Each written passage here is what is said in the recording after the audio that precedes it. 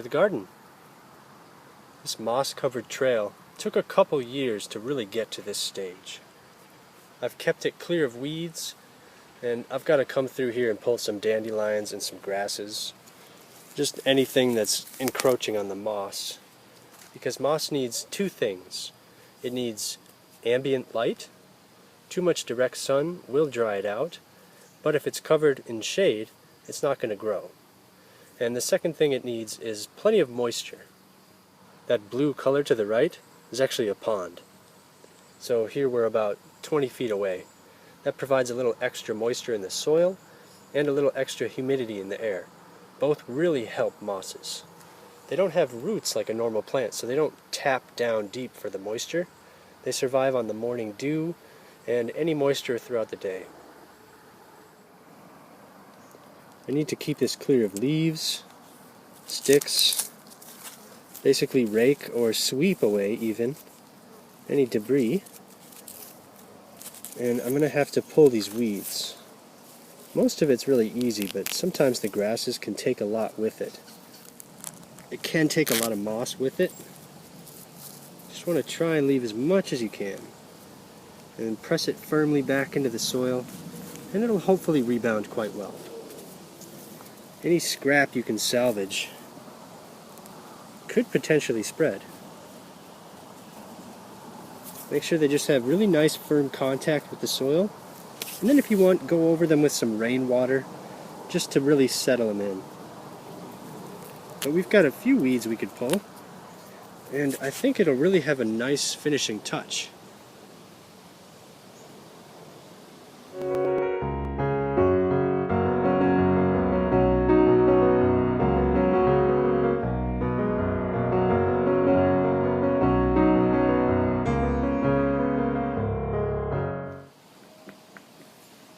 I've never actually had to water this.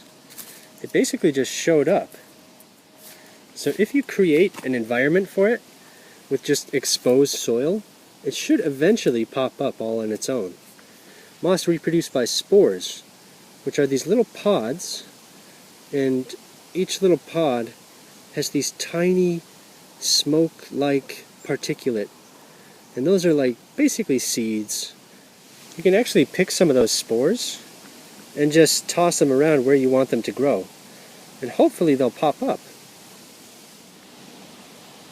One of the easiest ways to spread moss is basically transplanting it. I pulled this up from another area of the garden, and you can see the color change from the dry soil to that dark, nice, damp soil. It's exactly what we want. If your soil's too dry, your moss is probably going to die. You've really got to have the right environment. Moss is very unforgiving when it comes to the growing environment. Either you have the right conditions or you don't. The trick here is to get good contact. You've got to keep that moisture sealed underneath. And go ahead and water this in with rainwater. It's best to use rainwater because it's nice and pure. There's not a lot of chlorine. Moss is incredibly sensitive, so you want to give it the best possible chance. You want to make sure to take terrestrial mosses. You can't expect a moss growing on a stump to suddenly grow on the ground. Some mosses might be able to do that, but it's best to give them basically the same conditions that they were in. Don't be afraid to push on it really nice and firm. Now I'm just going to do some quick maintenance. I'll whack back the weeds with this grass whip. I'm going to transplant anything that I want to save, like strawberries, and then to keep it clear of leaves and debris, I'm actually going to sweep it. That's a little bit easier on the moss than a rake, and it does the same job.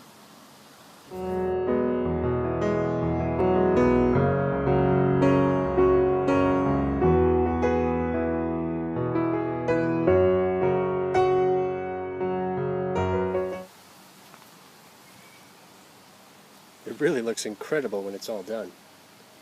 And if you whack up a couple chunks, just make sure to press them into the soil. As long as they have firm contact, they should rebound really nicely. Here it is all finely groomed. We've cleared out a whole bunch of weeds, Cleared it of the leaves and sticks. And I like to keep it clear up until winter. Then I usually let the leaves and things fall to just kind of insulate it a little bit. And it takes a couple years to really get to this stage. After about a year, it'll look like this. Bare soil with a little bit of moss here and there.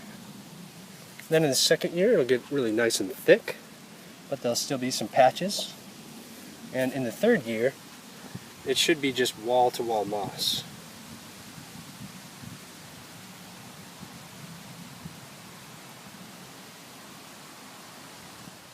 So I hope you give this a go in your garden. Thank you all so much for watching, and I hope to see you next time.